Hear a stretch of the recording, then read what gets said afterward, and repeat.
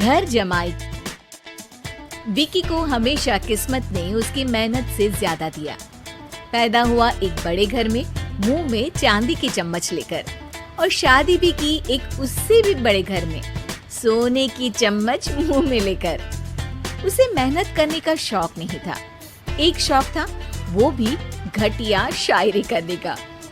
उसकी हर बात शायराना ही होती थी। जैसे कि एक दिन, दूर से देखा तो चांद पे दाग था, दूर से देखा तो चांद पे दाग था, पास से देखा साबुन का छाग था।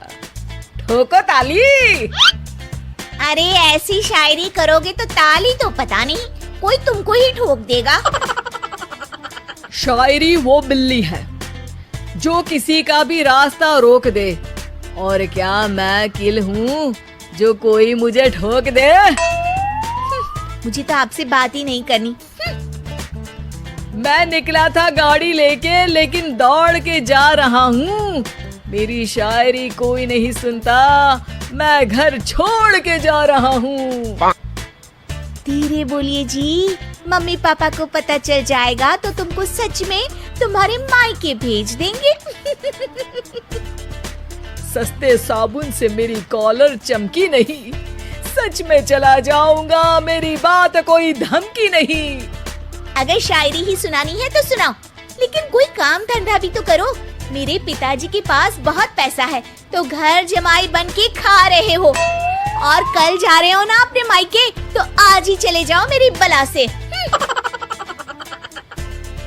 हमें तो अपनों ने लूटा, गैरों में कहाँ दम था हमें। अरे चुप हो जाओ, तुमको मिर्जा गालिब की कसम।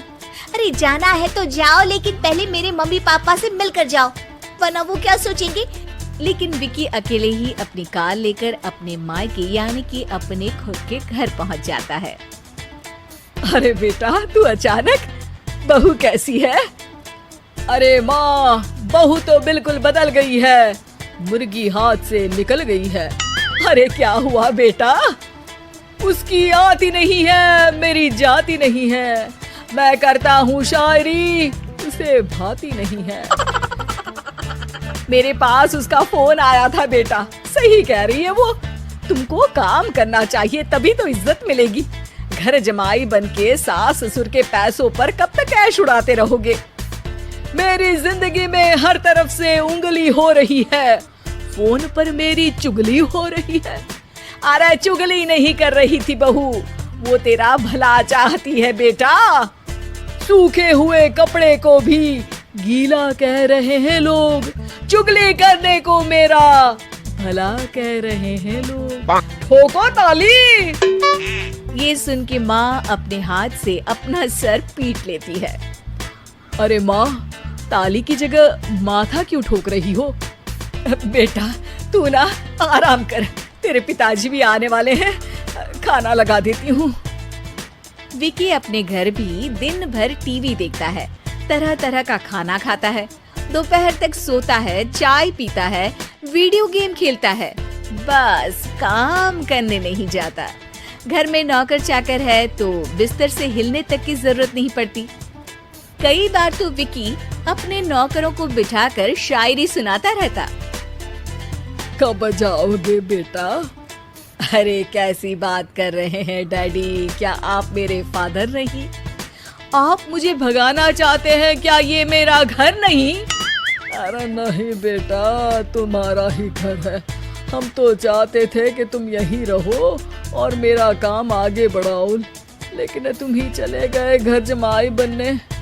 अरे मेहनत तो गधे भी करते हैं, मैं अच्छी किस्मत लेके पैदा हुआ हूँ, मैं घर जमाई हूँ, ससुराल का फूल गेंदा हुआ हूँ।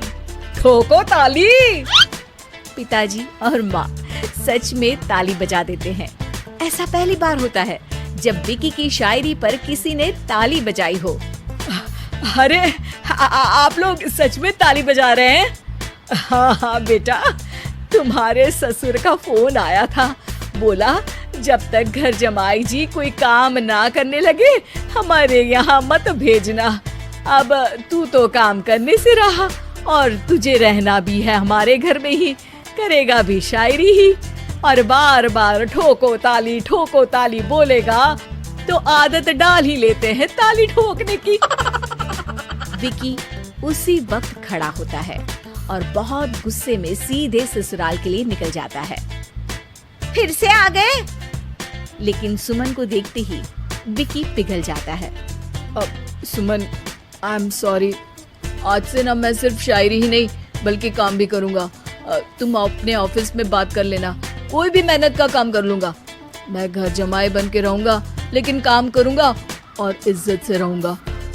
मतलब सिर्फ तुम नहीं आए हो, तुम्हारे साथ तुम्हें अकल भी आ गई है। मैं अपने कारखाने का मैनेजर बनाता हूँ तुमको, कल से मेरे साथ चलना वहाँ। थैंक यू ससुर जी। थैंक यू से काम नहीं चलेगा, एक शायरी सुनानी पड़ेगी। है? जरूर।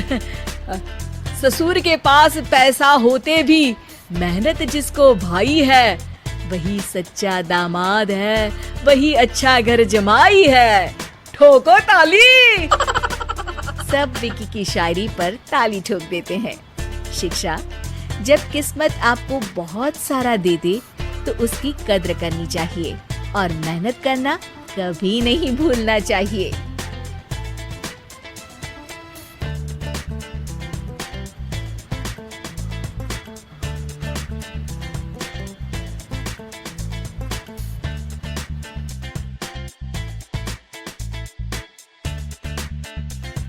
लॉकडाउन से पहले गीता के घर का नजारा कुछ ऐसा था कि रोहन ऑफिस जाता था और शिविन स्कूल। जिनके घर से जाने के बाद गीता काम खत्म करके बाकी समय आराम करती थी। लेकिन लॉकडाउन के बाद ऑफिस और स्कूल घर में ही खुल गए और इससे गीता का हाल वो तो आपको देखने में ही मजा आएगा। शिविन, ओ शिविन, महाराज उठने के लिए क्या 21 तोपों की सलामी लेंगे? अरे बिस्तर से बाहर निकल, ऑनलाइन क्लास स्टार्ट होने वाली है। अरे तुम भी हद करती हो, स्पीकर की तरह चिल्लाने की क्या जरूरत है? दिख नहीं रहा मेरी कॉन्फ्रेंस चल रही है। अब कैमरा और स्पीकर ऑन कर रहा हूँ, मुझे कोई शोर नहीं चाहिए। इस पर जैसे ही रोहन लैपटॉप का कैमरा और स्पीकर ऑन करता है तभी कुकर की सीटी बजती है। करा लो अब इसे चुप, लॉकडाउन नहीं हुआ, मेरी मौत का फरमान जारी हो गया। दोनों बाप बेटे ने नाक में दम किया हुआ है। ऐसा बोलकर गीता वहाँ से शिविन के कमरे में पहुँच जाती है, जहाँ शिविन अभी भी सो रहा होता है। ओ आलसी, अब अगर 5 मिनट में नहीं उठाना तो आज तेरा गेम और यूट्यूब कैंसिल। माँ की बात सुनकर शिविन बिना 1 मिनट गंवाए उठ खड़ा होता है। उठ गया, अभी नहाकर भी आता हूँ। ये नाटक कहीं और, मुंह पर गीला कपड़ा मार और पढ़ने बैठ। शिविन की ऑनलाइन क्लास स्टार्ट हो जाती है, जिस पर गीता उसे वहाँ बिठाकर रसोई में चली जाती है। थोड़ी देर में उसे कमरे से कुछ आवाज सुनाई देती है, जिसे सुनकर वो कमरे में वापस आती है। हाय राम, तुझे क्लास अटेंड करने के लिए बोला था, कैमरा ऑफ करके बिस्तर पर नाचने के लिए नहीं बोला था। मम्मी मुझे कुछ समझ नहीं आ रहा, आप बाद में पढ़ा देना ना, वैसे भी अटेंडेंस तो लगी गई है। हाँ बेटा जरूर, बन जा तू, अभी से हम सबका बाप बन जा। अरे नहीं मतलब कहाँ से लाते हो इतना दिमाग, और पढ़ाई करते हुए ये चला कहाँ जाता है?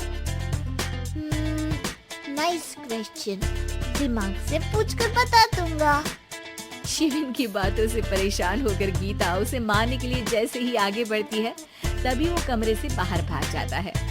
अब शिविन आगे और गीता हाथ में चप्पल पकड़े उसके पीछे पीछे पूरे घर में दोनों घूम रहे होते हैं। इसी बीच वो रोहन के पास पहुंच जाता है और शिविन को मारने वाली चप्पल रोहन के लैपटॉप पर जाकर गिरती है। माँ, मम्मी अब पापा को चप्पल मार रही हो? वो आज तक के रिपोर्टर, चुपचाप जाकर क्लास अटेंड कर ले, नहीं तो अगली तेरे पीछे लगेगी। इस पर शिविन वहाँ से चला जाता है, जिसके बाद रोहन गीता से कहता है, इस सर्कस के लिए कुछ बोलना चाहोगी? अरे क्या करूं, जब से तुम दोनों घर में रहने लगे हो, घर अपने आप ही सर्कस बन गया है और मैं तुम्हारी नौकर, कभी बेटी को संभालो तो कभी बाप के नखरे उठाओ। इन्हीं सब उथल पुथल में दिन बीतते रहते हैं, जिसमें हर रोज घर के अंदर कुछ नया सियप्पा खड़ा मिलता है, जो ज्यादातर शिविन और रोहन की ऑनलाइन स्कूल और ऑफिस से रिलेटेड ही होता है। एक सुबह, शिविन चल उठ, आज की क्लास जल्दी है। कैमरा ऑफ करके आप अटेंड कर लो। अरे ऐसे छितर पड़ेंगे, दादी नानी सब एक साथ याद आ जाएंगी। गीता की लाख मशक्कतों के बाद क्लास तो खत्म हो जाती है, लेकिन उसके बाद शिविन फोन इस्तेमाल करते हुए इंस्टाग्राम रील बनाने लगता है। रसोड़े में कौन था? तुम थी, मैं थी, कौन था? कौन था? हाँ, मैं गरीब हूँ। अरे ओ गरीब के बेटे, आजा, मैं बनाती हूँ तुझे गरीब। मैं बताती हूँ रसोड़े में कौन था। पढ़ाई करने बोलो तो इनकी माँ मर जाती है, और ये पागलपंतियाँ जितनी मर्जी करा लो। गीता शिविन को डांट रही होती है, तभी रोहन बीच में बोल पड़ता है। अरे बच्चा ही तो है, इतना गुस्सा क्यों कर रही हो? बेटे का साथ देने की इसी एक कोशिश में अब शिविन के साथ साथ रोहन भी गीता के गुस्से की सूली पर चढ़ जाता है। अगर बेटे पर इतना ही प्यार आ रहा है तो इसे क्लास अटेंड क्यों नहीं कराते? इसका होमवर्क क्यों नहीं कराते? उस समय तो बहुत जल्दी मीटिंग आ जाती है। वो काम मैं करूँ और यहाँ इस बेफिजूल की चीज में तरफदारी करके बन जाओ महान। हे भगवान, कोई तो इनके ऑफिस और स्कूल खुलवाओ। मैं इन्हें और घर में नहीं सह सकती। ये कुछ और मांग लेती, क्योंकि तुम्हारी ये विश इस साल तो पूरी होने से रही, कोरोना। हाय, नास पिटे ने जिंदगी ही बर्बाद कर दी। खाए कोई, पचाए कोई, कल मुझे चुन चुन कर सबको मेरी बद्दुआ लगेगी।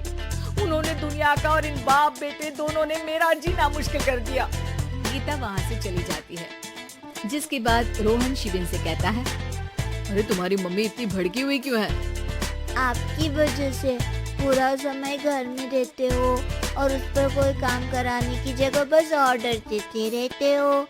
अच्छा बेटे, सारा इल्जाम मुझ पर? पूरा दिन तो वो तुम पर ही चिल्लाती है। हाँ, मतलब दोनों का 50-50 है, कुछ करना पड़ेगा। वो कहते ना, make the best out of worst. I have an idea. वैसे तुम्हारी माँ सही कहती है, बहुत जुबान चलाने लगे हो, कम बोला करो।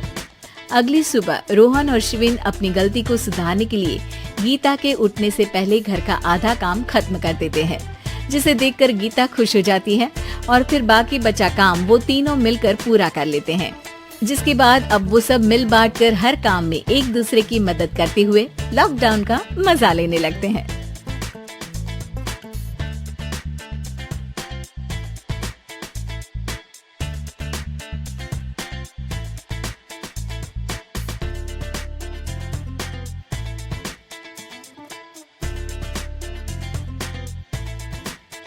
सिद्धि की शादी के बाद वो ससुराल चली जाती है। पीछे रह जाती है भाभी रानी। सिद्धि के ससुराल जाते ही भाभी कहती है, अरे वाह जी वाह, सारे कपड़े मेरे। हाय रे पैंट, अरे वाह वाह, मजा आ जाएगा।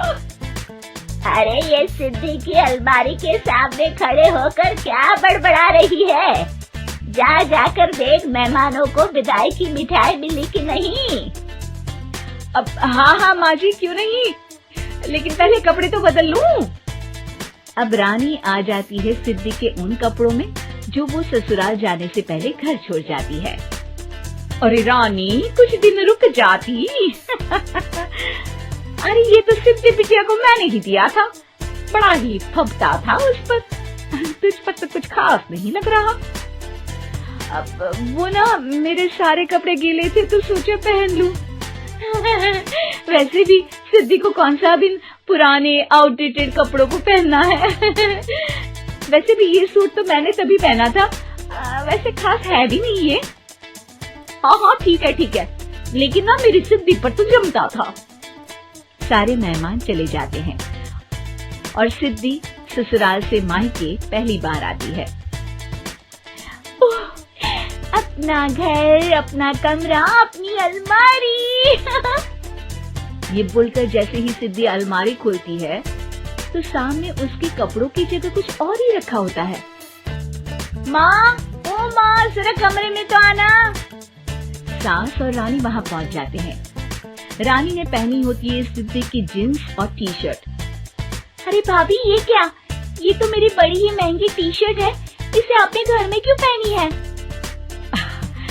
अरे बहुत मिलती है दीदी ये चौक की मार्केट में, 150 में। ओ भाभी प्लीज, ये एरोपोस्टल है, 2000 की एक टी शर्ट। ओहो, 2000 में तो दीदी 4 साड़ी आ जाए। अब क्या बोलूं?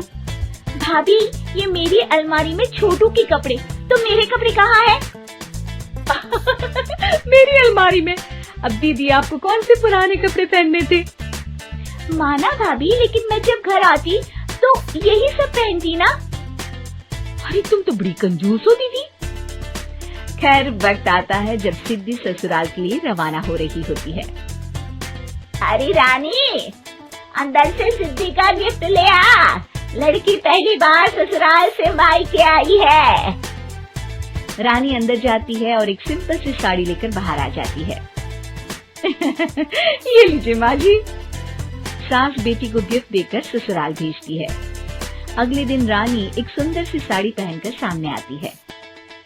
अरे रानी, ये तो वो साड़ी है जो मैंने सिद्धि को देने के लिए दी थी जब वो ससुराल ले जाती, लेकिन ये तूने कैसे पहन ली? अरे माँ जी, ये साड़ी तो मुझे बहुत पहले से ही पसंद थी, लेकिन चिंता ना करिए, मैंने सिद्धि के लिए भी अच्छी सी साड़ी दी है। हाँ। तभी सिद्धि का फोन आता है। क्या माँ, कुछ अच्छा तो दिया होता ससुराल ले जाने के लिए। अरे पहले दिखा दिया होता। ये चमकते हुए पैकेट में नौकरानी वाली साड़ी मत दिया करो माँ। अरे बेटे, वो तेरी भाभी ने ना गलती से उससे पैकेट बदल गया। हाँ, मैं कल ही तेरे भाई के हाथ से तेरा वाला पैकेट भेज दूंगी। अरे रहने दो माँ, आई एम श्योर भाभी ने अभी वही साड़ी पहनी होगी जो तुमने मेरे लिए रखी थी। तुम तो समझ नहीं पाई उनको। खैर छोड़ो, मैं ज्यादा बोलती अच्छी नहीं लगती। रहने दो, आपको उन्हीं के साथ रहना है, फिर बात करेंगे। सास को रानी पर गुस्सा आ जाता है। वो उसके कमरे में जाती है जहाँ वो शादी का एल्बम देख रही होती है। रानी, मार्केट जाकर एक ऐसी ही साड़ी लेकर आ।